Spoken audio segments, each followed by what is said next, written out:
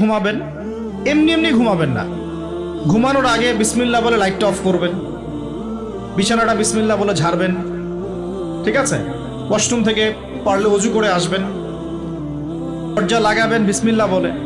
এরপর 3 বার পড়বেন সূরা ইখলাস একবার, সূরা ফালাক একবার, সূরা নাস একবার, পরে হাত একত্রিত করে ফু দিয়ে গা মাসাহ করবেন।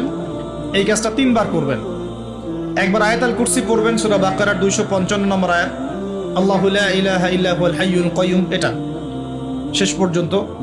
এরপর সূরা বাকারার শেষের 3টা আয়াত পড়বেন, লিল্লাহি মা ফিস সামাওয়াতি, এখান থেকে ফানসুরনা আলাল কওমিল কাফিরিন পর্যন্ত।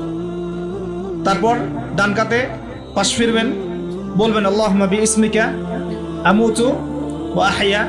হাত নিবেন, হাতে গুনতে থাকবেন সুবহানাল্লাহ সুবহানাল্লাহ সুবহানাল্লাহ 33 বার, আলহামদুলিল্লাহ আলহামদুলিল্লাহ আলহামদুলিল্লাহ 33 বার, আল্লাহু আকবার আল্লাহু আকবার আল্লাহু আকবার 34 বার। ঘুমিয়ে যাবেন।